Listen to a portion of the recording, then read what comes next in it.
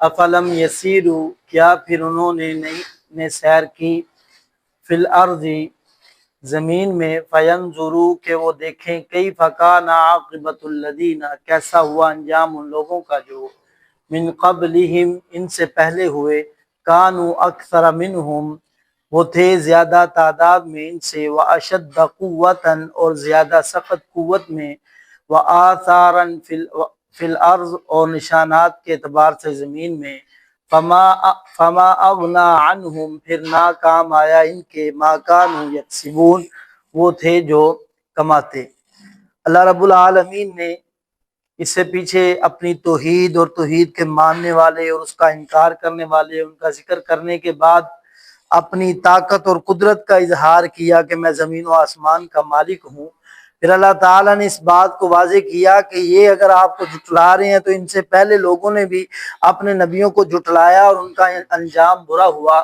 اب پھر اللہ تعالیٰ فرما رہے ہیں کہ یہ لوگ جو اللہ تعالیٰ کی بات کو ٹھکراتے ہیں، کیا انہوں نے زمین کی سیر نہیں کی؟ ایسے ایسے لوگ دنیا میں آئے جو ان سے زیادہ طاقت میں تھے، ان سے زیادہ تعداد میں تھے۔ آج جو سمجھتے ہیں کہ ہم بڑی طاقت اور بڑی قوت میں ہیں اور تعداد میں ہیں، ان سے زیادہ دنیا میں اللہ تعالیٰ نے طاقتور بھی بھیجے ہیں اور تعداد کے اعتبار سے بھی زیادہ بھیجے ہیں۔ قوتوں کے اعتبار سے ایسے تھے کہ وہ پہاڑوں کو اپنے ہاتھوں سے جو ہے وہ کھود لیا کرتے اور اس میں اپنے گھر بنا لیا کرتے۔ اتنے طاقتور انسان دنیا میں آئے ہیں۔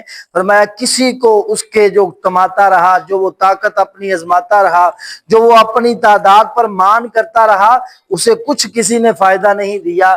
ہر ایک کو جب اللہ نے پکڑا تو کوئی بھی بچ نہ سکا۔ فلما جاءتهم رسلهم، پھر جب آئے ان کے پاس واضح دلائل بالبینات، واضح دلائل لے کر انبیاء علیہم السلام، فرحوا بما عندهم من العلم، تو وہ خوش ہوئے اس پر ان کے پاس جو تھا علم، وحاق بہم، اور گیر لیا ان کو، ما کانوا بہ یستہزئون، اس عذاب نے کہ تھے وہ اس کے ساتھ ٹھٹھا یعنی مذاق کرتے۔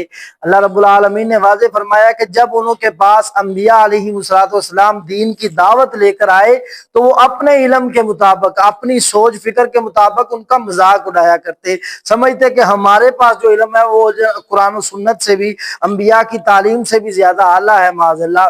جیسا کہ آج کے دور میں بھی اس بات کو سمجھا جاتا ہے کہ جو قرآن ہے، نبی پاک کے فرمودات ہیں، ان سے کئی گنا بہتر سمجھا جاتا ہے دنیا کی ڈگریوں کو، حالانکہ اللہ رب العالمین نے بار بار اس بات کو واضح فرمایا کہ اصل علم وہی ہے جو اللہ نے قرآن پاک میں اتارا ہے۔ دین اور اسلام کو مان لینا، سمجھ لینا ہی اصل عقل مندی اور دانش مندی ہے۔ تو وہ لوگ اپنے علم پر مان کرتے اور انبیاء کا مذاق اڑاتے، جیسے آج بھی علماء کا مذاق اڑایا جاتا ہے۔ تو اللہ تعالیٰ نے فرمایا پھر اللہ تعالیٰ نے ان کے ان مذاق اڑانے کی وجہ سے ان کو تباہ و برباد کیا۔ اللہ ہمیں سمجھنے کی توفیق عطا فرمائے۔